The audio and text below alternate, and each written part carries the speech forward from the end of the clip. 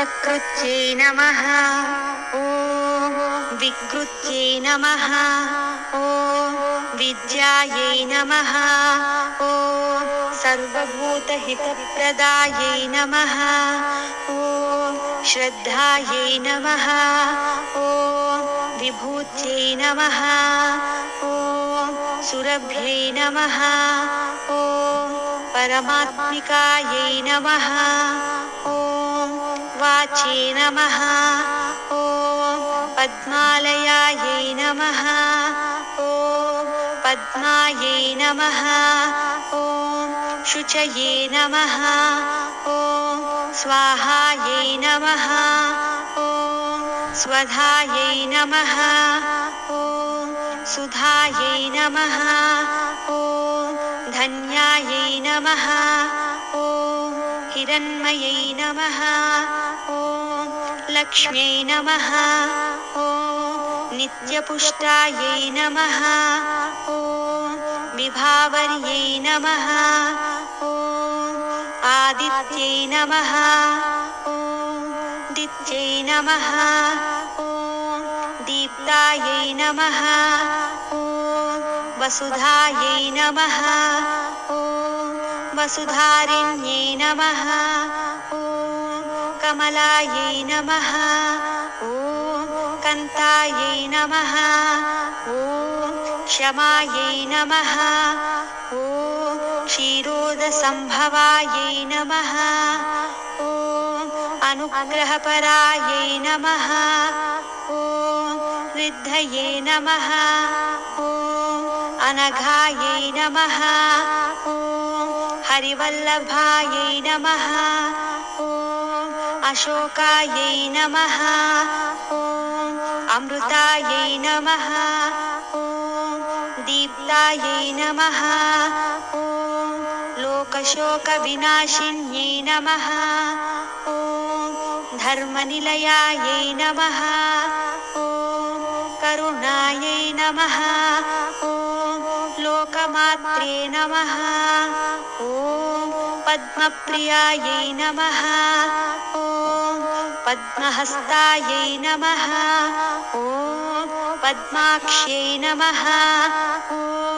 पद्मसुन्दर्यै नमः ॐ पद्मोद्भवायै नमः ॐ पद्ममुख्यै नमः ॐ पद्मनाभप्रियायै नमः ॐ रमायै नमः ॐ पद्ममालाधरायै नमः ॐ देव्यै नमः ॐ पद्मिन्यै नमः ॐ पुण्यगन्धायै नमः ॐ सुप्रसन्नायै नमः ॐ प्रसादाभिमुख्यै नमः ॐ प्रभायै नमः ॐ चन्द्रवदनायै नमः ॐ चन्द्रायै नमः ॐ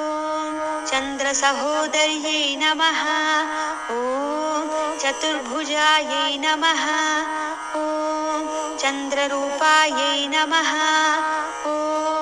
इन्दिरायै नमः ॐ इन्दुशीतलायै नमः ॐ आह्लादजनन्यै नमः ॐ पुष्ट्यै नमः ॐ शिवायै नमः ॐ शिवकर्त्यै नमः ॐ सत्यै नमः ॐ विमलायै नमः ॐ विश्वजनन्यै नमः ॐ पुष्टये नमः ॐ दारिद्र्यनाशिन्यै नमः ॐ प्रीतिपुष्करिण्यै नमः ॐ शान्तायै नमः ॐ शुक्रमाल्याम्बरायै नमः ॐ श्रियै नमः ॐ भास्कर्यै नमः ॐ बिल्वनिलयायै नमः ॐ वरारोहायै नमः ॐ यशस्विन्यै नमः ॐ वसुन्धरायै नमः ॐ उदाराङ्गायै नमः ॐ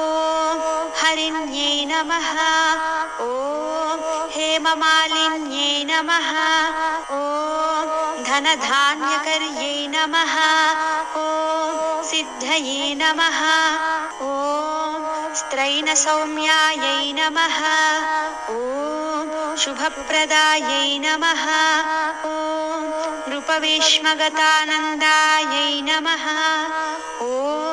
वरलक्ष्म्यै नमः ॐ वसुप्रदायै नमः ॐ शुभायै नमः ॐ हिरण्यप्राकारायै नमः ॐ समुद्रतनयायै नमः ॐ जयायै नमः ॐ मङ्गलदेव्यै नमः ॐ विष्णुवक्षस्थल नमः ॐ स्थितायै नमः ॐ विष्णुपत्यै नमः ॐ प्रसन्नाक्ष्यै नमः ॐ नारायणसमाश्रितायै नमः ॐ दारिद्र्यध्वंसिन्यै नमः ॐ देव्यै नमः ॐ सर्वोपद्रववारिण्यै नमः ॐ नवदुर्गायै नमः ॐ महाकाल्यै नमः ॐ ब्रह्मविष्णुशिवात्मिकायै नमः ॐ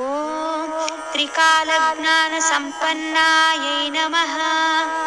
ॐ भुवनैश्वर्यै नमः इति श्रीलक्ष्म्यष्टोत्तरशतनामावळि समाप्तम्।